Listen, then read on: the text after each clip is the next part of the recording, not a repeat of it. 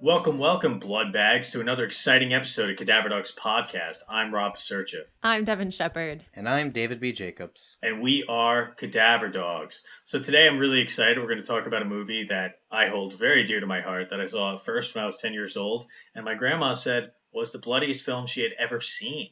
Oh my goodness. Which is not true, because if anyone had seen Rambo 2014, that's the bloodiest movie ever made. In the meantime, I finally watched Fear Street 94. Oh, you did? Oh, did you like it? I thought it was cool. I'm like, oh, great. There's like a witch. There's like slasher movie stuff. There's preteen sex or teen sex. I'm like into it. There's preteen 78 sex. is a lot better. That's what I heard. But there's such good kills in the first one. There are, especially the meat packaging one with their face. That is fucking cool. Oh, I voted for that one in the Chainsaw Awards as best kill. Did you? Yeah.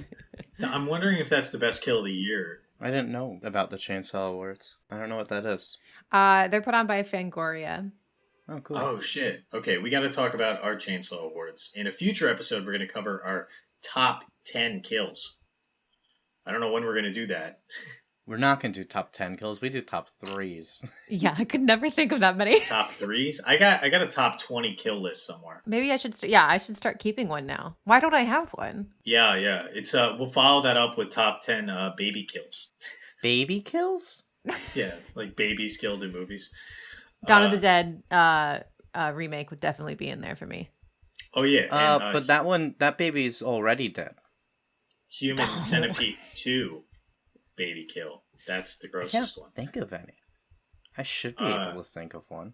Well, in Dawn of the Dead remake, the baby dies and then get killed again. So it's like 2 baby kills. Double baby murder. Yeah, but you can't make a list if you can only think of one. Oh, you can think of more than one.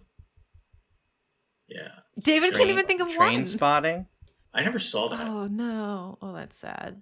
What about that movie with Keanu Reeves where he teaches a baseball team and the little kid gets shot?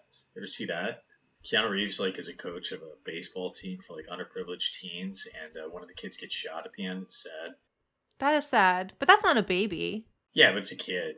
You can mix it a little bit. Kid murder is sad. Baby murder is doable in horror films, but kid murder is sad. Wow, Devin. Oh, I know another movie where a baby died. Devin. What? What? Your Which movie. one? Your movie. Oh, the movie that I made? Oh, yeah. Yeah, that movie, yeah. Well, now we know that's just because you like killing babies. That baby gets fucking murdered.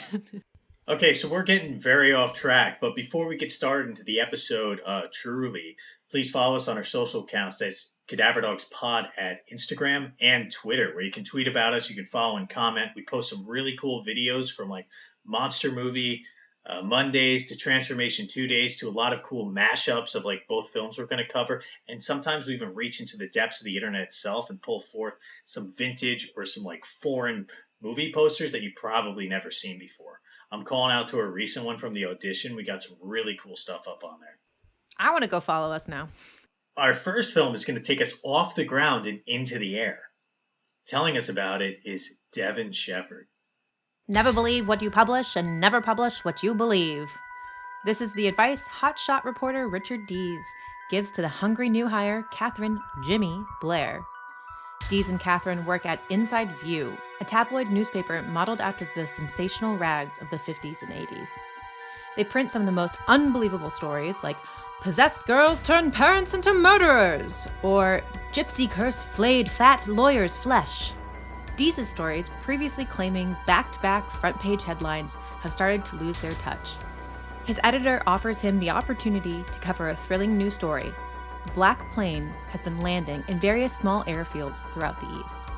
The pilot dons a long, dark cape and calls himself Dwight Renfield, after a character in Dracula. Dwight never stays in one place for too long, leaving behind a trail of murders, each victim drained of blood. Dees pushes aside the story. It's nothing, so his editor gives it to Catherine. But when the body count begins to grow, Dees suddenly has interest and steals the story. Catherine doesn't give up, however, and the two fight to get the scoop on just who Dwight Renfield is. But the more he digs, the more Dees loses his sense of humanity, morality, and sanity.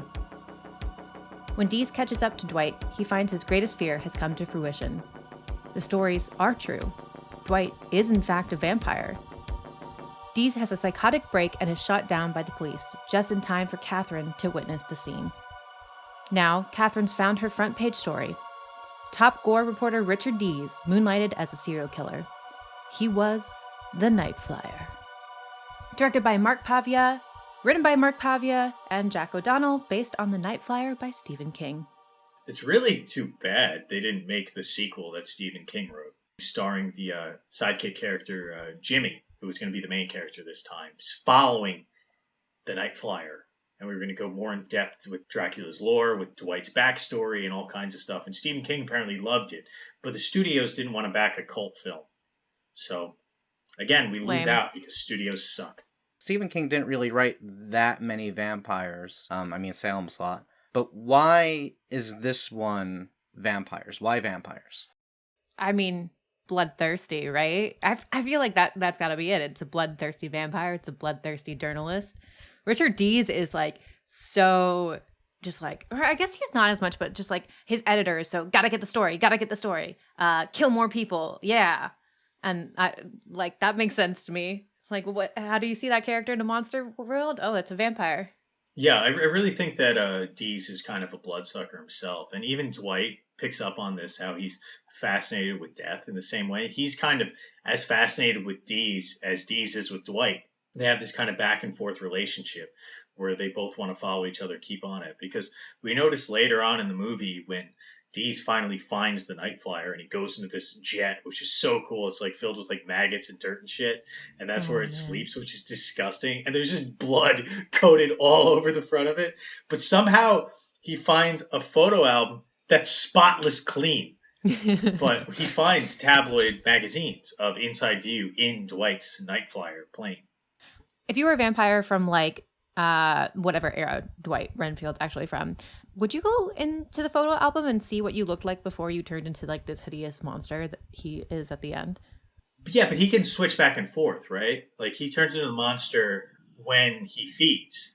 Okay, this annoys me so much in all vampire media because they have no reflection. They establish in the movie that we're following that rule. He has no reflection. He should not show up on camera. It makes no sense, and it annoys me so much every time. If vampires don't have a reflection, they don't show up on camera. Wait, but I thought these were photos of him before he was a vampire. That's true. Okay. They're all photos before he was a vampire. But regardless. I would agree, yes, I agree. Oh, okay.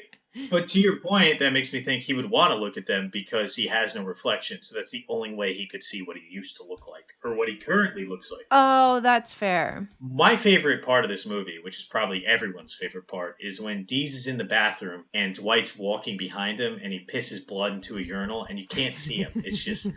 And then he's walking through and all the fucking mirrors crack. The intro to Dwight Renfield is blood hitting the urinal.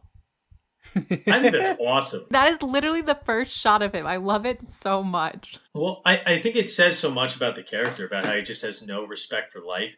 He just drained like 20 or 30 people in the airport and just pisses them out. Like he doesn't have any respect for life whatsoever. Same with Dees. Dees will grab a dead body in a traffic accident, drag it out just to get a good photo. And he'll desecrate a grave too. He'll kick it over and rub blood on it. He doesn't care about any of it. Yeah. I agree with this completely. And Devin, you were even saying that you thought the editor was more vampiric than Dees. I disagree. And I got this in your intro as well, that you mentioned him sort of spiraling because of this story, but I actually interpreted him to already be there from the beginning and we were just finding out about it. See, I think Dees' character is interesting because I rewatched the beginning of the film to write the intro and I was like noticing these things that I didn't notice on my first watch, which was he's not on the front page anymore. The very first intro to him is like him getting mad at some copy editor for putting his story on, like page 13 or something. His picture's not there. The picture that he took of, what were we talking about? Dead babies. And the editor himself is like, Dees, you haven't gotten anything good in a while, like you're slipping. And he also rejects the story at first. And so I feel like it's almost like he's not as demoralizing as he eventually becomes, or maybe was demoralizing at some point, but is like starting to become more humane. I don't know. I can't really understand where he's at in the beginning, but there's a big change throughout the entire film. Dees hasn't been on the cover for a few months, which I guess is a long time in this tabloid world. I'm not really sure, but his editor is really on his case about it. And his editor comes across as kind of like this weasel. Devin, you sent me a really interesting article on Weekly World News, which was a tabloid magazine that was in the front of supermarkets a lot. And that's exactly what Inside View is. It's probably based off that. That's where Bat Boy and Bigfoot's lover all came from and all that stuff. Yeah, it's very much Weekly World News because they talk about, possessions and hexes, like I was saying in the beginning. But I think it's also very much just any tabloid newspaper. I see it a lot, though, as also being the National Inquirer. And the National Inquirer was a tabloid that basically talked about all the sensationalist news. It was like all these car crashes, murders, and like actually had pictures of the crime scenes. Like we see actually in Inside View in the film of the Night Flyer, we do see those images of like bloodied faces and bloodied corpses. And what I found was so interesting was like the first editor or the founder of the National Enquirer, Gene Pope Jr., this was his purpose. Like he wanted the magazine to do this. He got inspired by seeing a crowd of people surrounding a car crash. And he's like, oh, people want to see this stuff. And so started posting and printing images of car crashes. What? I mean, like, it's true. It's true. And it's like a great business practice and obviously did really well. It's funny because it's kind of behind the times of now. Because now, you can go on bestscore.com or some other gross websites and just see real unedited photos of dead people and people dying and all this stuff. And that really became popular. We were in middle school. That's when I started getting exposed to these extreme images. And it's funny because like the sensationalism, like tabloid stuff, everyone's like, oh my God, that's insane. But now the images are way, way more extreme and much more easily accessible because you can access it from your cell phone. Right. But it started from these tabloid newspapers, and then add internet equals teen looking up these websites when after school, What I think does differentiate like the reporters in this movie from like the actual tabloid people of like Weekly World News is that Dees is basing it at least on some sort of fact. He's like still doing investigative journalism, even if he's going to embellish the stories greatly. Like he says in the movie, never believe what you publish and never publish what you believe. In Weekly World News, they would just make things up after a while. There's very little investigative journalism. Someone would call in and say they're vampires. They're like, we'll take you at your word. They'll embellish it and say that Nosferatu woke up from his 1,000-year-old crypt and his hair looks terrible, something crazy like that. Well, his hair would look terrible. He can't see himself in a mirror. Yeah, that's true. But okay, so that reminds me. If you can't see yourself in the mirror, who combs your hair? You're obviously your fledglings, right? So Dwight has power over people. Some of his victims, they all seem kind of like infatuated with him. A hypnotic control over his victims. Which is a classic vampire ability. I mean, we even saw that in Fright Night, and I think in The Lost Boys as well, in both of those movies, the vampire hypnotizing their victims. Fright Night, of course, had that amazing scene in the dance club. We did an episode on those movies, that's why I'm referencing them. Yeah, that's true. And what's so cool about his interaction with his fledglings is he takes the name of a famous vampire fledgling, Dwight Renfield. He's mixing Dwight Fry, who played the fledgling in one of the original Dracula movies from 1931. That's the one with Bela Lugosi, correct? Yes. So there's a lot of very classic vampire lore in this movie. Yeah, I mean, I don't know if he follows every classic vampire rule. It's just not plot or anything, it's just things that aren't established. Like, we never actually see him sire someone. So we don't know what the origin of vampires are in this world, if it's still transmitted through bite. And I guess he can't fly because he uses an airplane. Oh, why does he use an airplane? I don't understand. I kept trying to figure out what is the significance of the airplane. Is it just a cool concept? Vampires in an airplane? So Dwight was obviously a pilot before he turned into a vampire because he's in the photos. And we've established that this movie does follow the rules pretty well on showing up on camera or in mirrors, which is pretty cool. I don't know. I just wonder if it's a cool thing or if the plane is a metaphor for something or whatnot. I feel like it might, I don't want to say it's just a cool thing, because even if there's not an intended meaning, there's probably still some meaning you can pull out. And to our listeners, if you have some ideas on us, please tweet at us. Let us know what you think the significance of the plane is. It might be just as simple as Stephen King wants you to doubt whether this is really a vampire or not for most of the story. And if he's actually flying, then you know he's a vampire. But if he's in a plane, oh, maybe he's just a serial killer with the vampire motif.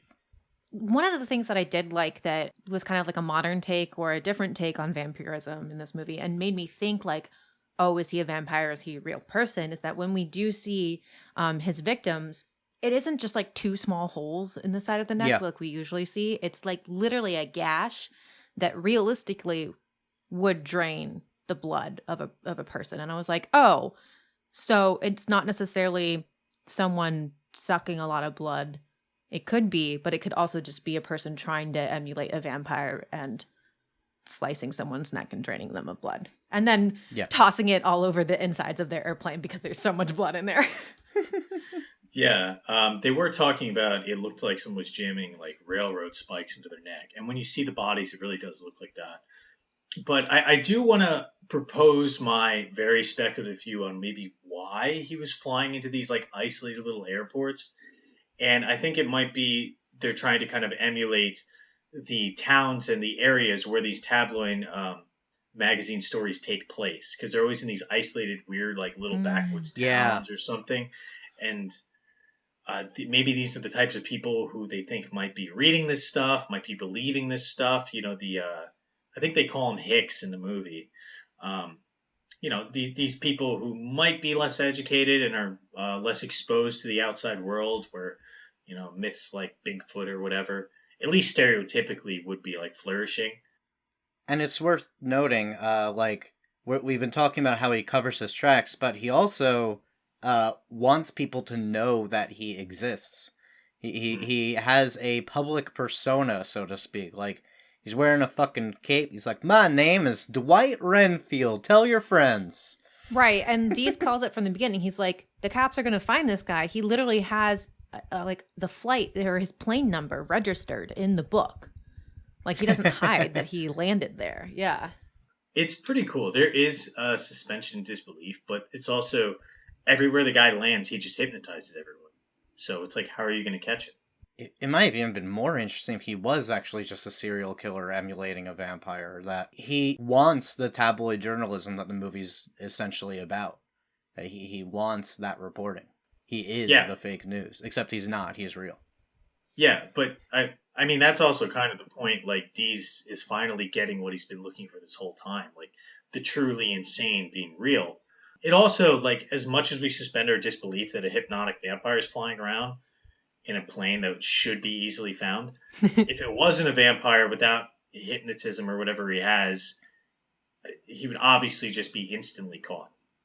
Yeah, they definitely needed that in there. It is fun, too, that Dwight plays with Dees a little bit. Like, he knows Dees is on his trail and, like, leaves him that note at the bar and keeps leaving him little clues. And then eventually, like, does lead Dees to him at the end, no? I love how he gives him a Bloody Mary. Oh, so good. It's almost as though Dwight was planning on framing Dees, although I don't know if that really makes sense or not. It's totally Blair who just picks up on it and goes, let's just say Dees was the Night Flyer. That'll make a better story.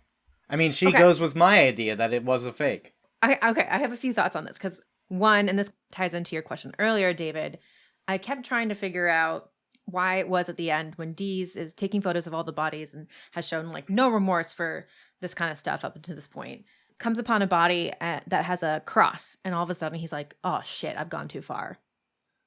Yeah. Right? Like, he's almost like scared of the cross in a way. And I was like, why is this significant? It can't be, we haven't seen any other religious tropes in this, any other religion in this at all. So it was a weird choice. But then maybe it's because he himself is like becoming a vampire, that the cross kind of like deflects him in a way.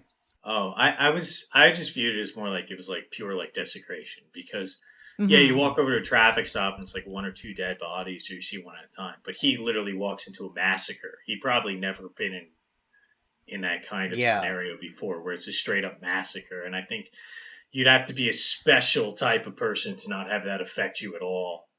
But so that's where he draws the line is, oh man, God is present, so must no longer take photos of dead bodies.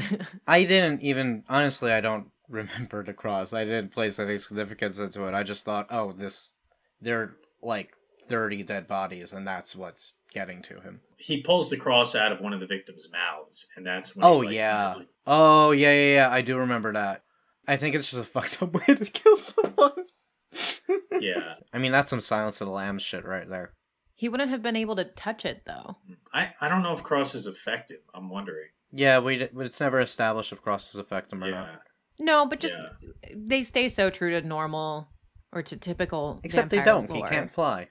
Except for that. Oh, so my other point on that was Dee's constantly is talking about, I have my own plane. You know, the only things that matter to me are this and this in my plane. And I was like, oh, this is why he's such a good patsy, is because, and it's so easy to set him up because he is a pilot himself. And so at the end, it just makes sense. And so if that's Dwight's plan all along, like he chose someone right in Dee's because Dee's is a pilot. Like that makes sense to me. And it's like so easy for Blair to set him up because he's a pilot. I actually question if those are the only things that matter to Renfield, because I got the impression that he doesn't do this all the time. That it's maybe something where he needs to go on a feeding frenzy every few decades or whatnot. Because, I mean, otherwise, where has he been for the past century? Right. Yeah, there are a lot of questions about that. And it does seem like if he'd been turned to a vampire so long ago, maybe he had been kind of in hibernation and he comes out and does this feeding frenzy. Yeah. I kind of get that idea too. But just the fact that he turns into a normal human at the end makes me think that it might be just an every so often thing. That he might even just live a normal life. Earlier in the film, we get introduced to a character, Dottie Walsh, who apparently this has happened to before. So she was suffocated with a bag. Basically, Dees compares her to Blair, as she was a new, young, up-and-coming reporter who was then either suicided or murdered. We don't really get much of an explanation on it. I thought it was strongly implied that Dees killed her. Why? I think it's so interesting. Like, yeah, what evidence do you have? I'm curious. So, when you're first introduced to it, it's just like, oh, what happened to her? That's weird. Like, you wouldn't think that the job getting to her results in her dead with a bag over her head. That's also, like, not a way that people usually kill themselves, so it doesn't make sense as suicide. Yeah. And then, as the movie goes on, and we start to learn more about Dees, he even, like, attacks Blair and kidnaps her and locks her in a closet, and we're starting to see, oh, what else is he capable of? And then you think back to Dottie, and you're thinking, was he, like, involved in some way? Not even necessarily that he killed her, but just involved in some way. And then you get to the end of the movie, when the Night Flyer hypnotizes Dees and places him in this frenzy where he's seeing all of his previous victims coming back to life. And Dottie is among them. Dottie is, in fact, the principal one who is, like, the last one that shows up. She is the climax. He did something to her.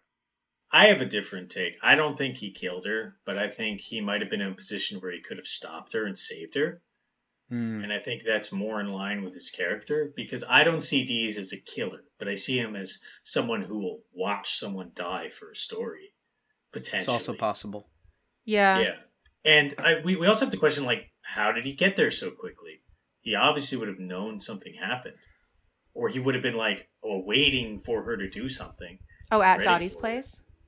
Well, yeah, he's taking photos of it. So yeah. All his victims are people he's run stories on, who he's, like, sensationalized their death, made a mockery of their graves. So, like, you know, he desecrates a grave, and Dwight pisses the blood of his victims out into a urinal. It's kind of like Dees pissing on the graves of his victims. And he has to, that's his upcomings at the end, when they all attack him in his nightmare, where Dwight takes him to hell or whatever, you know. He says, you've been here before, blah, blah, blah.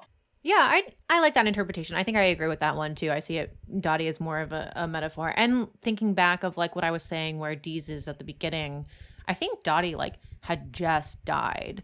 Because they were talking about her in the office. And I think Jimmy Catherine is her replacement. And so I'm just laughing at the name Jimmy. I know, it's great. It's terrible. It makes no sense. It's so stupid. And then No, it doesn't. No, that's not who Jimmy Olsen is. That makes no sense. I see. Okay. And then she signs it in her byline at the end for some reason, even though it's a derogatory nickname. It's so great. Respect Jimmy Olsen. Anyway, yeah, Dottie just passed away.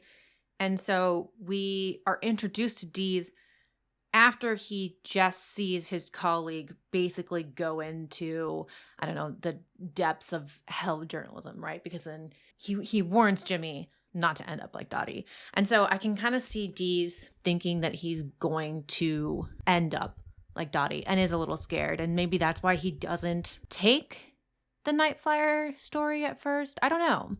I just thought it added a lot to his character. And I'm sure Stephen King, I didn't read the book, but I'm sure Stephen King gets super into super deep with Deez's character in that way. Okay, well, listeners, I am curious if you think Deez killed Dottie or what your thoughts are about any of the theories or analyses that we brought up today. Tweet us your thoughts at Cadaver Dogs Pod or hit us up on Instagram and let us know. All right, now it's time for our second film. It's a little bit more recent, made less than 20 years after our previous film, and starring one of my favorite actors. Giving us the rundown is David B. Jacobs. If you're seeing him, you're having the worst day of your life. This is Lou Bloom. He's found a new career. Installing a police scanner in his car, Lou films the scenes of accidents and crimes in Los Angeles to sell the footage to failing news station KWLA6. Quickly, his knack for getting much closer than his competitors, literally closer to the action, gets him in tight with the producer Nina. Real tight. He kind of forces her into a relationship. It's weird. And his top rival, Joe Loader, offers Lou a job running a second van, but Lou doesn't want to work with Joe Loader. Pretty soon an accident will take Loader out of the running anyway. Meanwhile, Lou has hired his own homeless kid intern, Rick, for $30 a night. Rick either doesn't notice or doesn't say anything as Lou learns to alter scenes for a better shot. Rearrange these pictures on a fridge, slide this dead body into the light, that sort of thing. Soon, Lou and Rick come upon a home invasion in the rich white suburbs, and arriving before the cops, they even see the culprits speeding away. But Lou edits out that part of the footage, figuring he can leverage the identities to drag out the story. Forge a showdown with the cops in a more public location. For this, Rick finally asks for more money. He wants to go 50-50 on the $50K reward, and will not compromise. Not a problem. Lou will simply send Rick in for a closer shot, allowing him to get shot dead. Now Lou is the one with the second gun. This is Nightcrawler, written and directed by Dan Gilroy, starring Jake Gyllenhaal, Rene Russo, and Riz Ahmed. Yeah, Jake Gyllenhaal's awesome. He spat on me once. Really? I just love leading with that. No, we saw him in a play and it was really cool. We got moved to the front row, but so close that he spat on us. Oh, awesome. Did you save the spit? Oh, I swallowed it and I cherished it. Oh, wow. And then I made no, I did not make a voodoo Jake Gyllenhaal. No, that's definitely not in my closet. No, Oh, wow. no. My friend's sister sat next to him on a bus one time, and her other friend was there, and he was just talking about throwing up the whole time. And she was like mortified that she was so embarrassed in front of Jake Gyllenhaal. I heard he plays a lot of video games, so that's cool. Apologies to Taylor Swift fans. Oh no. I don't even know what you're talking about. I'm so out of celebrity gossip land. Good. I find it so interesting. So obviously, as we are talking about, Jake Gyllenhaal is a likable person, and he plays these quote-unquote unlikable characters, which we will definitely get into. But did you see yourself relating to Lou Bloom in any way? on a personal level? Well, definitely in the beginning. And like before I was in a union job, I was freelancing a lot. And before that, I just couldn't find work in the industry. So in the beginning, as he's like this guy who doesn't have a lot of any network whatsoever in the beginning, and he's trying to find um, a support group and employment, and he's struggling, and he kind of feels like the economy's not great, and he's part of our generation. Like that part, I could relate to a lot, definitely, and just his struggle with like relating to people on a personal basis rather than like a professional basis was kind of interesting. That part I get. I never assaulted and took down construction workers at night to steal their metal. Oh, that's good to Never know. done that. Great. Yeah. Yeah, no, I did not at all at any point. No point you related to Lewis. I mean, literally the first scene is him assaulting a construction worker to steal fence wire. And we don't see the aftermath of all that. He might have killed that guy. Like, he's definitely capable of it. I know he said, like, we don't know if Deez is capable of it. Luke Bloom is definitely capable of it. 1000%. And that's the reason that's the first scene, right? It's like, we need to see that he's capable of it. Yeah, and he, like, rapes his boss and, like, no.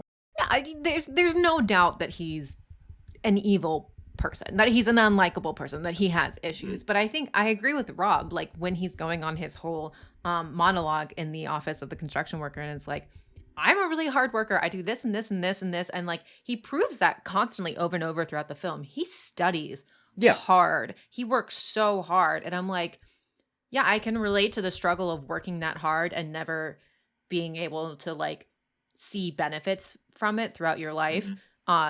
Even though he does in this film, he's obviously found his calling. But it seems like this is something that, like, he struggled with while trying to find out where he belongs in his career. Yeah, I can't relate to that. David just had it from the beginning. I'm fucking lazy. I can't relate to being a hard worker. Well, yeah, I mean, that's definitely true of me, too. At least now. It didn't used to be the case. I used to work my ass off. Well, yeah, maybe less so about hard worker, but more of, like, what you were saying, Rob, about, like, an unfair work environment.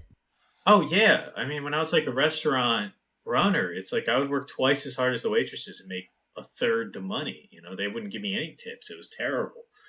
But Dan Gilroy said that he thought Bloom was more like a product of his society rather than a guy. And it is pretty interesting because it's not like Bloom gets a kick out of hurting other people. He only does it as a means to do other things. He's like sociopathic. And I think the movie's trying to say that we live in a society where sociopaths can thrive if they find their calling. Like, a moral compass is a barrier to success. Yeah, I mean, it largely is like a character study of this psychopath, and he gets what he wants. Like, I've seen on, like, message boards and whatnot, people bring up this movie as an example of a movie where the character doesn't change. I'm like, well, no, he does change. He gets everything that he wants. His change is just a rise to success. Yeah, he changes a lot. He gets a lot more confident, especially in his career moves, but he also figures out ways of, like, manipulating people and talking to them. He never steps outside of his, like, officer management orientation jargon. What do you even call that shit? He, like, talks like he's talking out of a pamphlet. It's hilarious. So great. Really cool. It's so fascinating. Yeah, like, every single response he has is related to a business plan or his career goals. Yeah, I've talked to, like, doctorate students who get kind of like that, where they've, like, studied so much it's, like, taken over their brain, and it's like talking to a manual. He's, like, citing this stuff even when they're, like, running from crime scenes and shit. He's like, just sees a bunch of dead bodies, then he starts talking about, like, oh, you need to assert yourself to get more foothold in the workplace and whatnot. I mean, this just ties into all of that about how society is rewarding to this sociopathic behavior. That it's like, no, that is actually how you need to be thinking, and that behavior is rewarded. Yeah, and we see it in the character of, Rene Russo's character, who I love, because she is so much like Lewis Bloom, that she's constantly yelling at the other producers in the newsroom, like, no, we need to do all this demoralizing shit in order to get ahead. And she's right. Like, at the end, she's right. Yeah, she is a character who I obviously argue that what Lou does to her is rape, but at the same time, like, she is so obsessed with her career and getting ahead in her job and keeping her job that she is willing to let him do this to her. Yes. Like, that's why he's able to manipulate her. Lewis is more of like a pure psychopath or sociopath, however you want to label it. Whereas Russo, she's definitely like been here and kind of been hardened to it. It's like in the past when I've heard talks of, Google has their like ethics plan, how like we won't become an evil company. Well, I heard like Didn't they get rid of that rule? yeah, well, they did have that rule at one point pretty recently. And I've heard other business insiders talking about it. And they're like, you can only have a rule like that if you rose to the top extremely quickly. Everyone else kind of gets desensitized to business practices. Yeah. Whether it's Facebook just shamelessly stealing everything from other social platforms or other companies absolving other entities through more nefarious means. This movie's clearly allegorical for like business practices. That's why it's so important that Lewis talks as if he's talking straight out of a PR pamphlet. It's because the movie really wants you to know that we're not just talking about news outlets here. We're talking about business practices at large in our current society. Oh, yeah. And that these types of practices, this dog eat dog world, is the only way to get ahead. And you benefit greatly through a lack of conscience. I think it also talks a lot about some class struggle as well. Lewis is almost forbidden of entering this higher level of his career because he simply looks the way he is or because he's a thief. People kind of like gatekeep him out of that way, much like the wealthy and powerful do. And I think this is talked about a lot when we're in the newsroom and they're like, no one cares about these stories of poor working class people. You got to show the rich people. You have to show the affluent neighborhoods. Like, that's where the stories are. Definitely. They don't care if bad things are happening to poor people. Yeah, and he takes advantage of people who are in his position constantly. Like at the end, he has 3 interns. Throughout the movie, he had an intern who was getting a stipend of $30 a night, which is disgusting. I mean, this movie was made in 2014, but that's far, far below minimum wage. Oh, yeah. And I can relate because the first movie I ever worked on, I was paid a stipend of $200 a week. And at the end, the producer was like, listen, I'm really sorry for this, but we have to put you on the books if we pay you $600 in checks. So we have to pay you in cash. And he's like, yeah, I didn't have enough change. So he paid me in fucking quarters for the last $10. That's disgusting. That's I know. awful. He just pulled it out. And then he dropped the whole lot on the ground. I had to like pick him up. And he was like, oh, I'm sorry. It was like, and I get it, we're like an indie gross movie, but that's so stupid. I was 23, I didn't know any better. The first feature I ever did, they offered me $600 for the entire month. And then after 2 days, they said that they could no longer afford that. And the director even tried to like gaslight it. And he was like, oh, well, you're not helping the grips move their stuff. And I'm like, I'm not a grip. Or at least that's what I would have said now. At that point, I was just fully gaslit by it. Oh, that's terrible. Then they decided to prorate, so they only paid me $60. They prorated not only the $600, but they prorated my reimbursements. Jesus I lost fucking money Christ. on this job. The class struggle, it's like, he says, I'll sell you this tape for no less than $15,000 because it's 3 rich people getting killed in a mansion rather than 3 Mexicans getting killed at a food stand. It's like, that's what sells more. And they're trying to sell this idea, this fake news idea of urban crime infiltrating the suburbs. Oh, yeah. One of the producers comes to Rene Russo's character. I can't remember her name for the life of me. Nina. Nina. What is it? Nina. When he comes to Nina and is like, oh, we found out why they killed these people, that these people are actually drug dealers. And it was actually like a drug deal gone bad or something. And then she's like, no, that's not the story.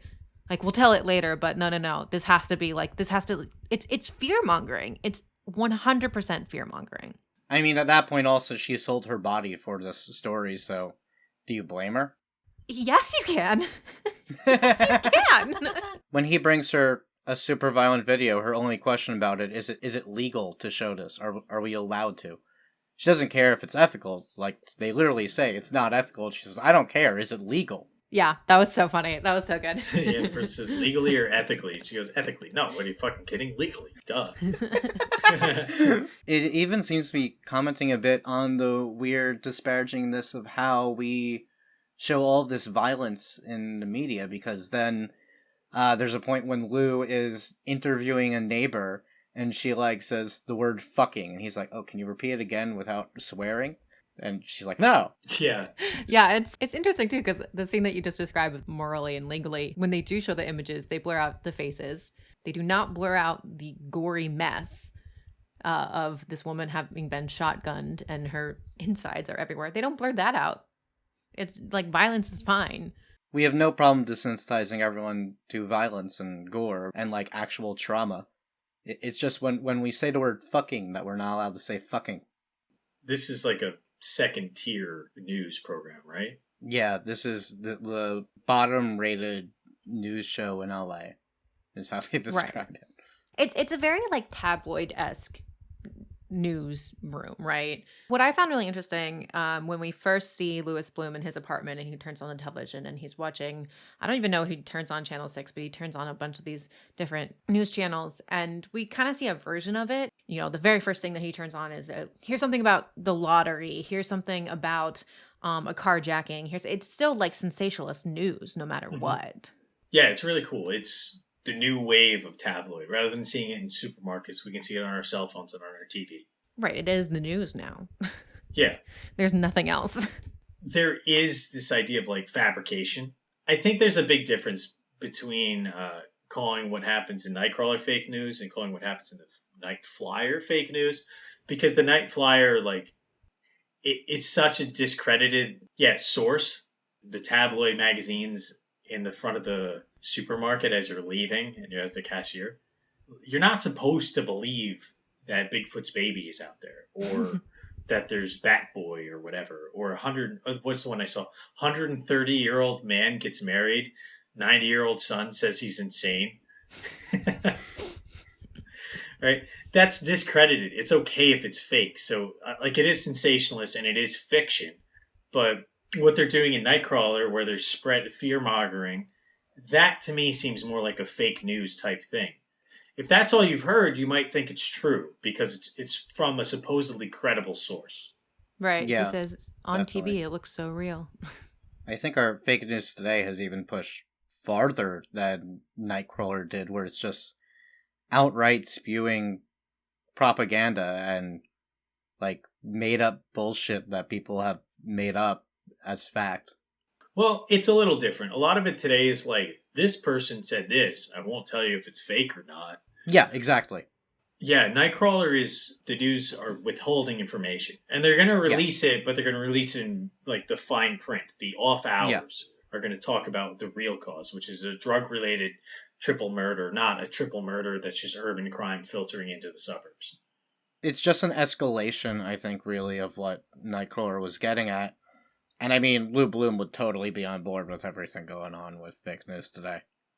Yeah, oh yeah, totally. You could almost foresee the future of Louis Bloom being a consultant on a campaign or something. Oh yeah, working for who's the guy in the Dead Zone? Working for that guy. My God, what a beautiful day! Ever saw House of Cards? That one character is always doing the nefarious stuff, making people disappear and whatnot. Yeah, you can see Louis Bloom in that kind of role because he doesn't have the charisma or whatnot to be like the face of anything. I mean, he is charismatic in his own way. Like he's mesmerizing. You can't look away from him, but you don't trust him, and the other people in the movie don't even trust him. They realize that they can get something out of him, but I don't think anyone really trusts him. At the end, even Rick's like, "No, this is fucking illegal. Give me more money or I'll call the cops." Yeah, it's interesting. No, I think that's a really good point. It's like how you see people react around him because you're right. They don't like him. They don't trust him. They don't agree with what he's doing, some of them, but they still need him. He makes himself indispensable. Mm-hmm. Yeah. Which is so scary. And in a way, like kind of also proves what he says at the end where he's like, no, I don't like have a problem with people. I just don't like people and I've never liked people. And you're like, yeah, I can see why. Everyone is kind of awful in this movie. The cops fully know that he is guilty. They just can't prove it. I think he's only charismatic due to the medium of film. It's like if you met a person like that in real life who just starts spewing manual stuff, you'd Yeah, instantly be turned off by them. that's fair. There's an MMA fighter, Michael Chandler, and every time he talks, it sounds like he's quoting a self help magazine. And it's funny, like the first few times, you're like, wow, that's pretty interesting. Then you're like, oh, you just talk in like fortune cookie slogans. I think the greatest irony is at the end of the movie, Lou tells his new interns that, I think it's like the last line, I would never ask you to do anything that I wouldn't do myself. That's awesome. He's not lying? Right. He's not lying at all. I love it. He's fully willing to put his life on the line throughout the movie. It opens up by asking for an unpaid internship at, like, a construction site. Like, no, he's absolutely willing to do everything that he's asking of everyone else in the movie. That doesn't mean he's good. That doesn't mean he's right to ask those things.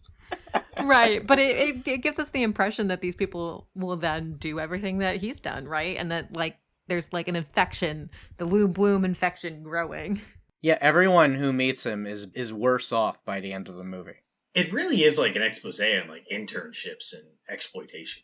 Oh, yeah. It really is. I love how Rick is like asking for a raise and he's like, fine, give me a number. And Rick just has no concept of how much he's worth. And he's like, 75? Yeah. No. He's like, all right, deal. And he's like, wait, I could ask for more. He's like, absolutely, but the deal's finished.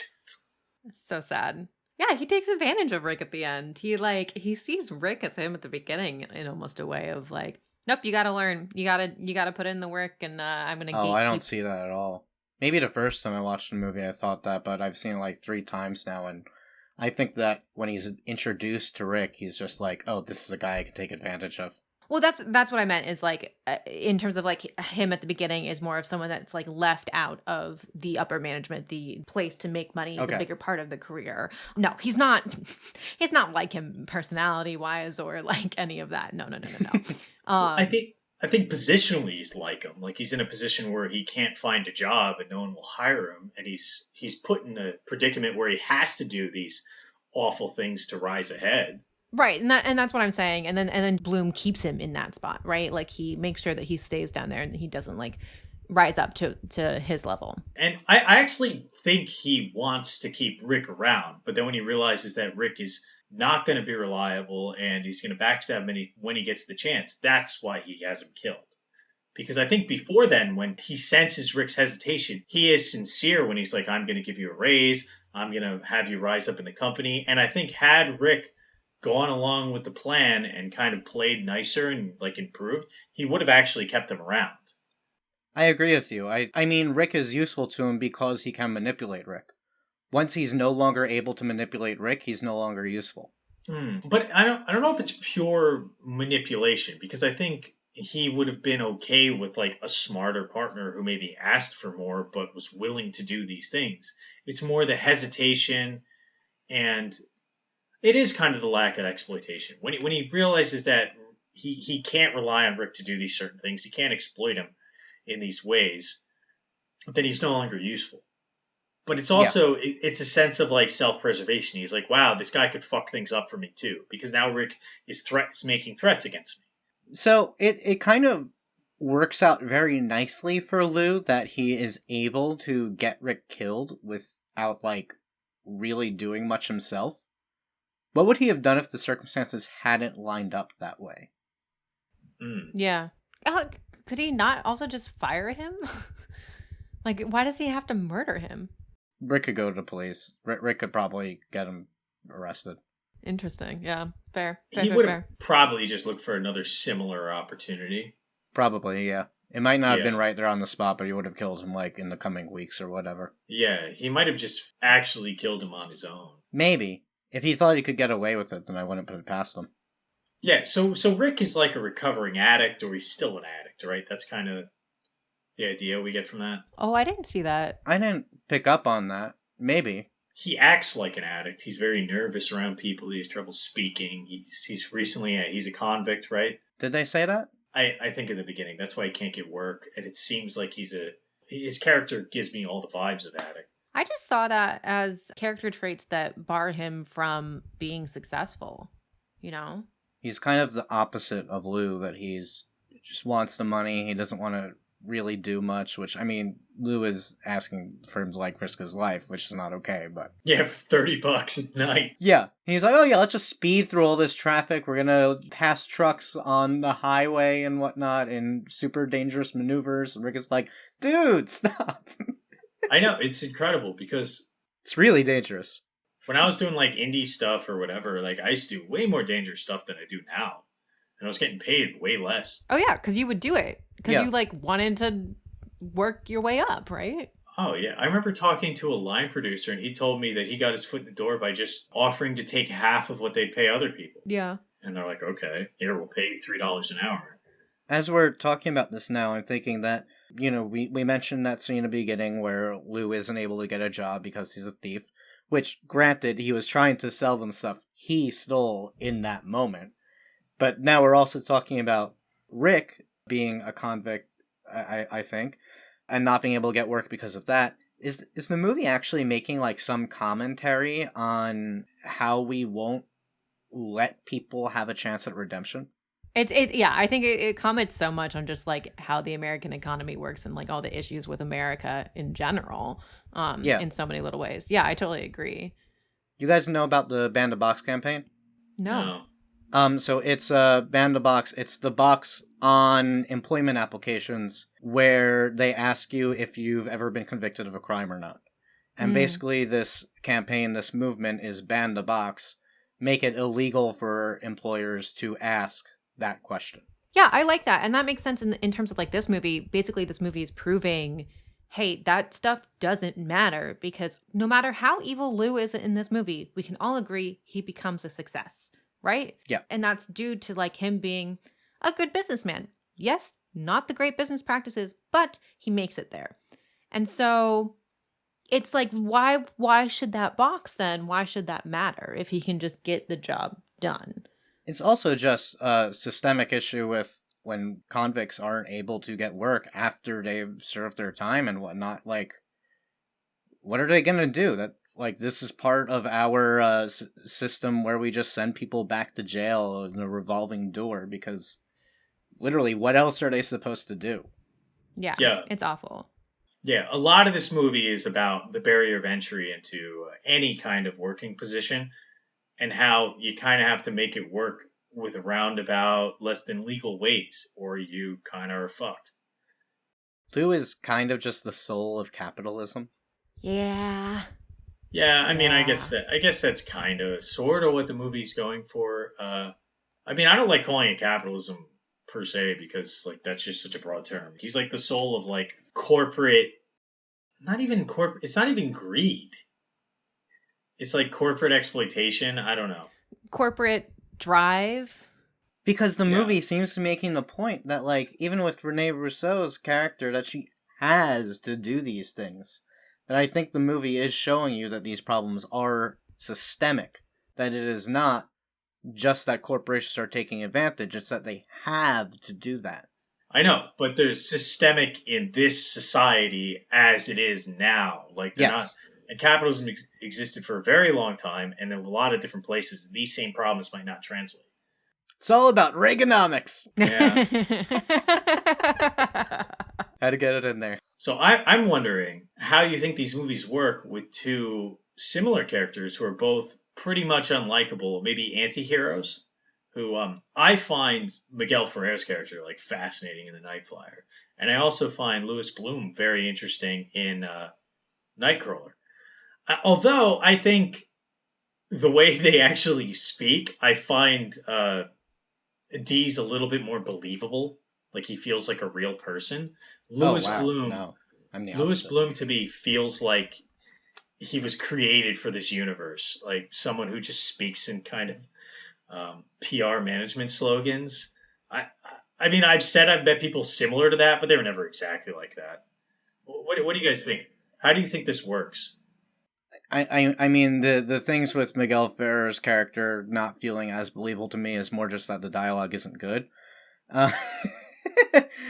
That I just think that the screenplay is bad at dialogue. He himself does a good job at doing his best to make that feel believable, but it's difficult. His actions, I think, are mostly believable, but still feel like more of an exaggeration, whereas Lou Bloom, it just seems to be so much committed to that being the soul of who he is, that I believe everything he does, that there are people like this. The way Dees talks in the movie is similar to people I've met, like at my job or whatnot, who are just dicks, and they'll just tell you off and there's like tough love. And I think Miguel Ferrer like really runs with it. And he does a great job with the character. I don't think the script is bad. I don't know why you do. Nightcrawler is a lot more on the nose, I think, actually, because when people are saying things, it's like very clearly allegorical. I like that, but I could see how people would be like, that's a little bit, too on the nose, a little bit hammy. But I find both the characters very like fascinating, and it's very interesting to see them kind of go in these directions and do whatever it is, become bloodthirsty bloodsuckers on society, because they both kind of serve a very similar role. It's both for journalism, and they're both willing to go that extra mile to fabricate, to put people in danger or harm's way. Louis Bloom a lot further than Dees, Yes. as we've seen, because we haven't seen Dees actually put anyone in danger. He does lock his assistant in a closet, Yeah. but that's not necessarily dangerous. It's assault and kidnapping. I reject the label of Lou Bloom as an anti-hero, because I just see him as a full-blown villain. Mm-hmm. But anti-hero is an interesting word to use because it's a very unspecific term. Like, it really means drastically different things in different contexts. I saw a cool video about this recently from Overly Sarcastic Productions, I think. They had a really good video on anti-heroes where they talked about how the definition of it really changes depending on cultural context. That in classical mythology, Odysseus was considered to be an anti-hero because he had some traits that didn't fully align with heroes. But nowadays we think of like Punisher as an anti-hero, which I think Punisher is a villain. Depending on what your definition of it is, Spider-Man could be an anti-hero because he has some traits that aren't exactly the idealized hero, but I mean, there's nothing really evil about him. Like, sometimes we think of it as just someone who's a little bit evil. It doesn't really have a definition. It's not really a good term. No, it's interesting. I guess I kind of see it. My interpretation of an anti-hero is hero in less of like the classic sense of hero, but more of like hero in replacement of main character in a storyline. And I think to me that means like, yeah, having not even a villain, but an immoral person as the main character to me as anti-hero. And so that's why I could see Louis Bloom as an anti-hero, but at no point am I cheering Louis Bloom on also. And I think that's also something that like we need to see for a hero, right? It's just to like want them to succeed in what they're doing. See, I don't know if I sort of agree, and I think by connotation, anti-hero equates to like kind of protagonist, and that we just say like, because Louis Bloom shows some sort of heroic traits, like he's very brave, he's cool under pressure, he does kind of things that a hero only would be capable of, but without the moral compass. So like another good example would be like Walter White from Breaking Bad. That's clearly an anti-hero character in the sense that I'm speaking of, but he's a very bad guy. And I think even in like The Devil's Rejects, we kind of want the rejects to survive because they're the heroes of the movie. Don't. But they're evil people. That's because you don't like the movie. Yeah, I think an anti-hero is basically when you take the villain and make him the main character. But what do you think it is that makes audiences so interested in these anti-hero characters or these villains as protagonists, if you want to put it that way? I think it's different in the two movies. That in the case of the Night Flyer, Miguel Ferrer, we don't know about his sliminess from the get-go. So in the beginning of the movie, we are kind of more rooting for him. And then his sliminess is gradually revealed over the course of the film, where we start to see like, oh, he's doing a little unethical stuff with his tombstone. Oh, now he's like assaulting this other coworker. This is fucked up. This guy is not a good guy. To the point where we are finally like satisfied when he has this bad ending at the end, when when it's all flipped on its head and turned against him. It's more satisfying because we've also been turned against him over the course of the movie. Mm-hmm. Yeah. Whereas in the case of Lou Bloom, I think it's more, I mean, from the get-go, we know that this guy is the worst person. Yeah. Right. Which is why it's so great to have an anti-hero, quote, anti-hero for the Nightcrawler in itself, because in a way, it's almost like us watching a car crash or us experiencing sensationalism. And it's like, it's talking about how, like, we do have this hunger to, like, witness the car crash. Like, we are the people crowding around this movie, crowding around the car crash in order to, like, get a glimpse of the blood, of the gore, of the horrible fate that befalls these people. I think it also makes a point that in a lot of similar movies, you see the Lou Boom-esque character getting redeemed at some point. Like, this is really just a modern reimagining of Ace in the Hole, which is a 1950s movie from Billy Wilder, who's like one of the best directors ever. You guys should all watch Ace in the Hole. It's incredible. It stars Kirk Douglas as a Lou Bloom-esque character who basically he finds a guy who's been trapped in a cave-in, and he decides to milk this story and drag out the amount of the time that this guy is stuck in this spot for as long as he can in order to get the story to just keep going. It becomes a huge media circus. But he's ultimately redeemed in that movie, that he recognizes that this was a bad thing and becomes repentant about it. Which is so unrealistic, right? Like, the real world doesn't have those happy endings. People don't get redeemed. Like, I want to call it a happy ending. Well, yeah, not necessarily a happy ending, but like, that's why I like seeing people like Louis Bloom, because I'm more in the camp of like people like him exist and I've met them, and they do get successful and they don't have to be redeemed. Like, the real world doesn't work that way. I'd rather watch something else that reflects the awful world that we live in. General Butt Naked would disagree with you. He's the African general who turned preacher after he had like a host of child soldiers killing people. It does happen. We do see people changing their lives and redeeming themselves. But I think that what you're getting at, Devin, is that, or what you're getting at for me anyway, is that part of why Nightcrawler is so effective is that it does feel like, oh, this is what this is really like. This is closer to the real world. And it doesn't feel like we're being spoken down to. It feels like the movie is just being completely level with us. Like, no, this guy will go there. And you should be afraid of this person. I gotta tell you, I actually kind of feel like Louis Bloom is less of a real character than like Dees. Because his motivation is purely success. So I think he's a placeholder for like a social mechanism. He's an allegory for the type of person who would do this rather than being a real person with real motivations.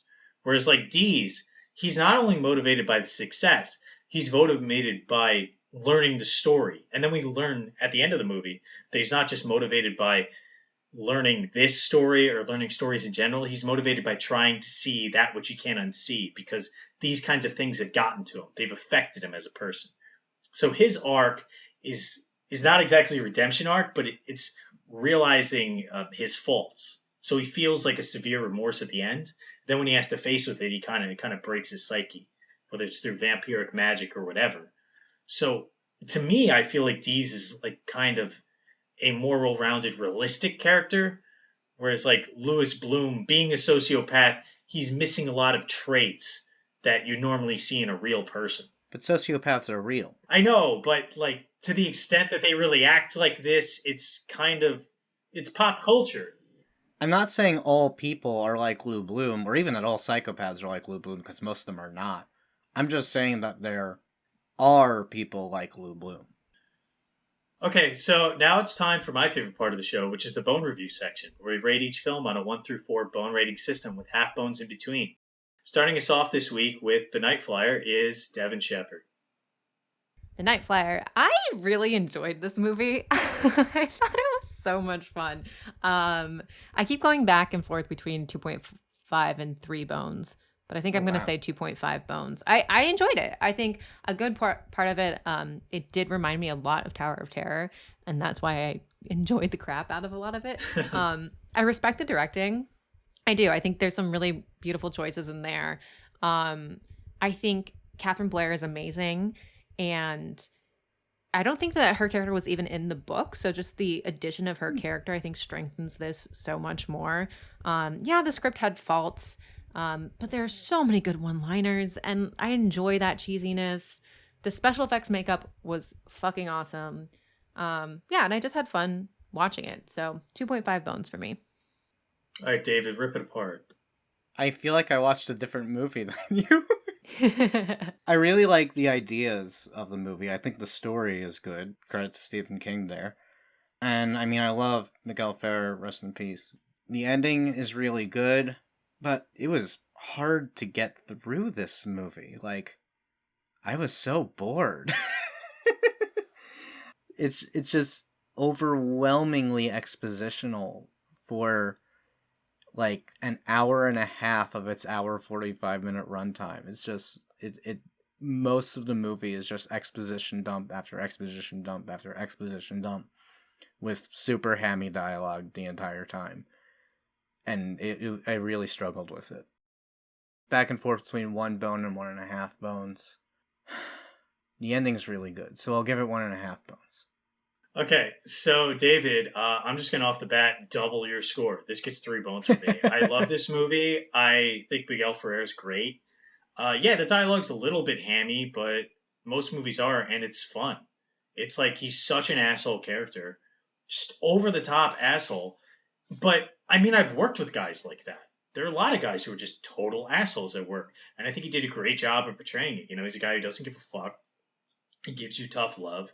And Jimmy's really upset about it. And I think she has believable reactions to him. And I've seen people have to deal with bosses like that and come around with it. And I think it's kind of cool. You know, and I love the old school vampire look. I think the vampire design, everything is really fun. It's cool. And the ending is actually a little bit scary when he's in the bathroom. And that's one of my favorite endings to any film. I think it's one of the coolest vampire designs, if not the coolest vampire design I've ever seen. And the blood is great. So 3 bones. Everyone should watch The Night Flyer. It's a cult classic for a reason. Okay, so moving on to Nightcrawler. This movie is so beautiful. First of all, the performance that Jake Gyllenhaal gives is incredible. I mean, we've been talking about it a lot, and I don't think we've talked about a performance like that much on this pod. So incredible performance. Rene Russo also just fucking killer. The script is so dense and so well done. I think like just beautiful. And there's the direction also, just like the mastery of images. Cinematography looks great. There's so many motifs and themes, and just like it says so much and does it so well without being too much. I really like this movie. I think like maybe 15 minutes too long, was really struggling to get there at the end, but I'm gonna have to give it 4 bones. 4? Nice. Wow. I love this film. David, what about you? Yeah, I mean, all of that is very accurate. I've actually used this movie as a reference in my directing several times now. I don't really think it's horror. I think it's just film noir, but that's fine. Like, you're allowed to think of it as horror. I don't. It's not horror. I've seen it 3 times, so obviously I like it. It's really hard to watch. I was kind of dreading watching it again. Like, it's just so cynical. Like, I feel so gross when I finish it, you know? It's a little hard to vibe with sometimes. So obviously I'm giving it 4 bones. Yeah! This is a brilliant fucking movie. It changed nothing about it. It's not 15 minutes too long. Every minute is mesmerizing. Rob? Well, you guys give away 4 bone ratings way too willy-nilly. I'll say that off the bat. It's Nightcrawler! I love this movie. It is really good. I find it very interesting from beginning to end. I agree with Devin. I think it is 15, 20 minutes too long. But I would say that's more in the first half rather than towards the end. I really like the ending. It's interesting. I really don't think he plays like a realistic character. It's allegorical. It's kind of on the nose at times, but it is fun. It's really interesting. I like cynical movies, and I think it's highly cynical. I'm going to give it 3 bones. I almost feel bad because I think I like The Night Flyer more, but I think they're both in the 3 bone realm. Night, 3 bones. Night, blood bags. Until next time.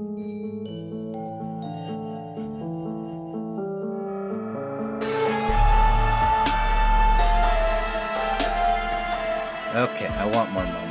A lot more.